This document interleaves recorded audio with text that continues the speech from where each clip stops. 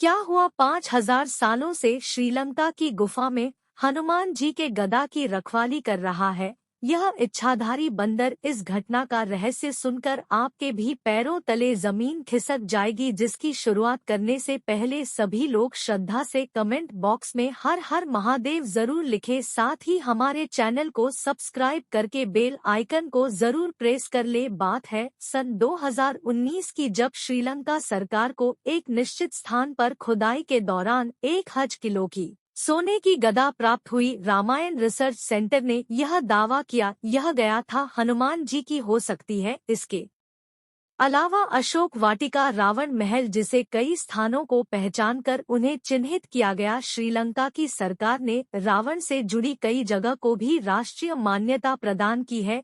उसी समय पीयूष और श्रेयस नाम के दो लड़के श्रीलंका में पढ़ाई कर रहे थे। वह मूल रूप से भारत के ही निवासी थे और उन्हें शोध कार्यों में बहुत रुचि थी। जिस स्थान पर यह 1000 किलो की गदा प्राप्त हुई थी, उन दोनों ने उसके आसपास के क्षेत्र में शोध करने का निर्णय लिया। पीयूष और श्रेयांश रामायण से जुड़ी और भी चीजों को दुनिया के सामने उजागर करना चाहते थे, जिसके लिए वह पहाड़ियों के अंदर जाते ही जा रहे थे। परंतु उन्हें इस बात का अंदाजा नहीं था कि उनकी जिंदगी में एक बहुत बड़ा उत्पादन आने वाला है। वे दोनों बहुत ही अंदर पहाड़ी इलाकों में आ चुके थे। तभी उनके नजर एक ऐसी चीज पर पड़ी जो हवा के समान बहुत ही तेज चल रही थी। जब उन्होंने ध्यान से देखा तो पाया कि वह एक बंदर था, परंतु उन्हें समझ नहीं आ रहा था एक बंदर इतना तेज कैसे दौड़ सकता है।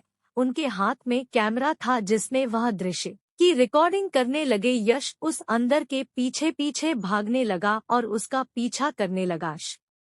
रेंस का वजन ज्यादा था और वह दौड़ नहीं पा रहा था, इसलिए उपयोग से बहुत पीछे रह गया था। परंतु पीयूष बंदर का पीछा करते करते एक गुफा तक पहुंच गया था। वह सब नज़ारे अपने कैमरे के अंदर रिकॉर्ड कर रहा था। जो उस गुफा के अंदर पहुंचा तो उसने देखा यह कीमती वस्तु पड़ी हुई है, जिसकी चमक इतनी ज्यादा थी कि वह इसे ध्यान से देख भी नहीं पा रहा था। और वह इच्छाधारी बंदर भी उस चमकीली वस्तु के पास ही बैठा हुआ था। उसने जब और पास जाने की कोशिश करी तो अचानक ही उसके दिल की धड़कन थम गई और वह उस स्थान पर नीचे गिर गया। जो थोड़ की देर बाद जगह पर पहुंचा और उसने पीयूष को वहां पर मृत पाया तो उसकी छुट्टी हो गई। वह बहुत ज्यादा डर गया और उसी समय को बाहर लेकर आ गया। जब स्कैन तो उसके अंदर कुछ ऐसा था जिसमें उसने अंदर जिसकी इतनी ज्यादा है वह साधारण से नहीं देखी जा सकती। उसका प्रभाव इतना खतरनाक था जैसे उसके संपर्क में उसके ने काम करना बंद कर दिया। जिसके बाद पुलिस को तुरंत अस्पताल ले जाया गया तो वहां डॉक्टरों ने उसे मृत घोषित कर दिया गया और बाकी